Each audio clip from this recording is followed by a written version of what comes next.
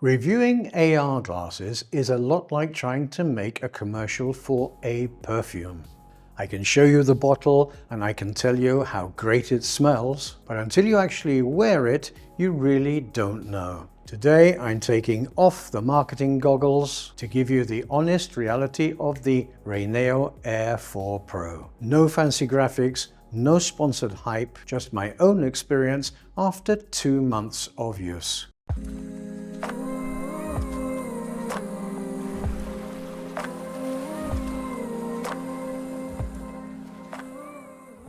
I bought the Rayneo Air 4 Pro from a Chinese seller about 2 months before the global version was released. The global version has now been released and is available. If you're thinking of buying a pair and you'd like to support the channel, please use my affiliate link to buy them. The price to you will be the same. Because I got the Chinese version, the on-screen display menu is mainly in Chinese. However, once you click through it several times, it's really quite intuitive. Aside from the language in the menu, the hardware looks to be identical to the global version, which is now available. Now, you've probably seen ads with fake screens floating in mid-air, trying to simulate what the virtual screen is like on the glasses. But obviously, that is not what you're actually seeing. I'm not using those fake screens in my videos because it might be a little bit misleading. The reality of how good that huge virtual screen looks on these glasses depends on your vision and also where they sit on your face. Inside these frames, you've got 2 mini screens seamlessly stitched together into one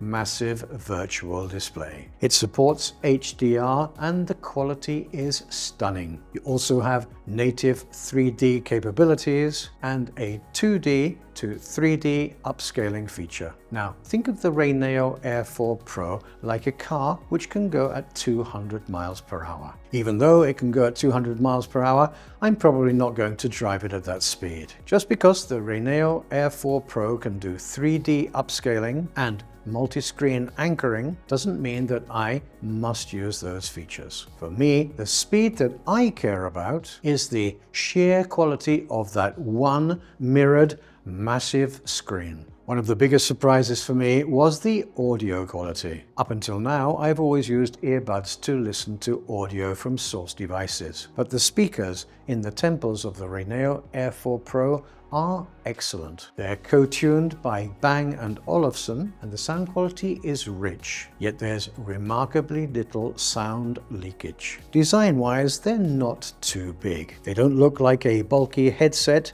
they look like thick sunglasses. One of the great things about them is that they're very lightweight because they don't have an internal battery. They're plug and play via a USB-C cable. This is a huge pro for weight, but a con for some because you must be tethered to your source device. Now let's talk about the not so perfect parts. These are a little bulky. Even with the adjustable nose clip and the temple angles, I find that they occasionally slip down my nose. This is where the sweet spot comes in. If these glasses slip even a few millimeters, the edges of the screen will begin to blur. When they're positioned perfectly, the image is sharp from corner to corner and top to bottom. But the moment that they slip down, you'll see a blur either at the top or at the bottom of the screen. Also, a quick note for my fellow glasses wearers. If you use prescription lenses for distance, you'll need a lens insert or you'll need to wear contact lenses. If you want to know more about these prescription lens inserts, please check out my video up here. I use these with my prescription lens inserts, and like that, I get clarity. I also want to touch on the Rayneo Mirror Studio app. This is the software that lets you do the productivity stuff, like anchoring, multi-windows, and split screens. To be honest, I had a hard time getting it to connect reliably to my laptop. Although when you watch this video, there may be an update to the Rayneo Mirror Studio app, which solves this issue. So if you're buying the Rayneo Air 4 Pro to replace a 3 monitor desktop setup, you might run into some software friction. But for me, that wasn't the goal. I don't use split screens on my laptop, so I really don't want them in my AR glasses either. I bought these to have a massive cinema in my pocket for travel on trains, buses, planes, or even just lying in bed. And believe me, I use them every single day. So, are they perfect? No.